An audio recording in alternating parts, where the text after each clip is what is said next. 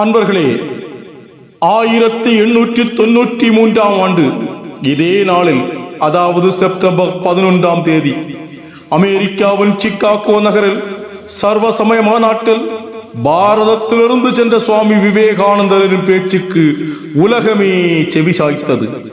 ஆம், விவேகானந்தர் பேசிய பேச்சு அவருடைய தவத்தின் வெளியீடு, அவரின் உள்ளத்திலிருந்து வந்த வார்த்தைகள். அதற்கு ஒட்டுமொத்த அமெரிக்க மக்கள் மெய்மறந்து கேட்டனர். என்ன பேசினார் விவேகானந்தர்? அமெரிக்க சகோதரிகளே, சகோதரர்களே, இன்பமும் இதமும் கனிந்த உங்கள் வரவேற்புக்கு மறுமொழி கூற இப்போது உங்கள் முன் நிற்கிறேன். என் இதயத்தில் மகிழ்ச்சி பொங்குகிறது. அதனை வெளியிட வார்த்தைகள் இல்லை.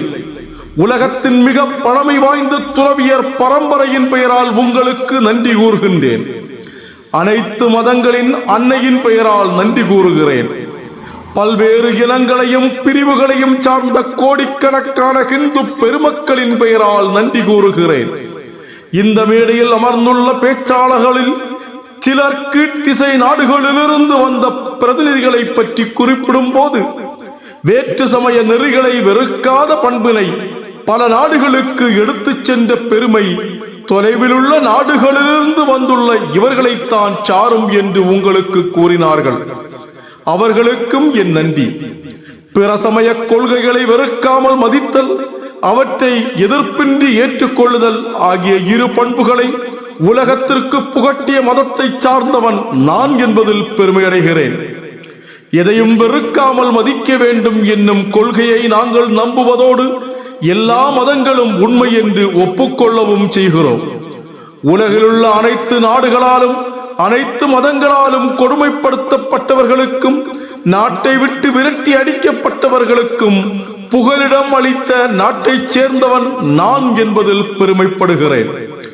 ரோமானியரின் கொடுமையால் தங்கள் திருக்கோயில்கள் சிதைந்து சீரழிந்த அதே வருடம் தென்னிந்தியாவிற்கு வந்து எங்களிடம் தஞ்சமடைந்த அந்த கலப்பற்ற இஸ்ரேல் மரபினர்களுள் எஞ்சி நின்றவர்களை மனமாற தழுவிக் கொண்டவர்கள் நாங்கள் என்று கூறிக்கொள்வதில் பெருமைப்படுகிறேன். பெருமைமிக்க சொராஷ்டிரிய மதத்தினரால் எஞ்சி இருந்தோருக்கு அடைக்கலம் அளித்து இன்னும் பேணி காத்து வருகின்ற சமயத்தை சார்ந்தவன் என்பதில் பெருமை கொள்ளுகிறேன். என்னருமை சகோதரர்களே, பிள்ளை பருவத்திலிருந்தே நான் பாடி பயின்று வருவதும் கோடிக்கணக்கான மக்களால் நாள்தோறும் இன்றும் தொடர்ந்து ஓதப்பட்டு வருவதுமான பாடலின் ஒரு சில வரிகளை இங்கு உங்கள் முன் குறிப்பிட விரும்புகிறேன். எங்கெங்கோ தோன்றுகின்ற ஓடையெல்லாம் இறுதியில் கடலில் சென்று சங்கமமாம் பான்பினை போன்று உலகோர் பின்பற்றும் தன்மையாலே துங்கமிகு நெறிபலவாய் நேராயும் வளைவாயும் தோன்றினாலும் அங்கு அவைதாம் எம்பெரும ஈற்றிலுனை அடைகின்ற ஆரே என்றோ.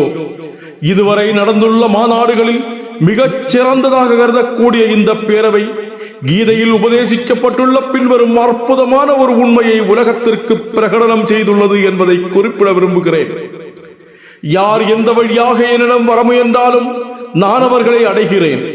ஒவ்வொருவரும் ஒவ்வொரு வழிகளில் என்னை அடைய முயல்கிறார்கள். அவையெல்லாம் இறுதியில் என்னையே அடைகின்றன.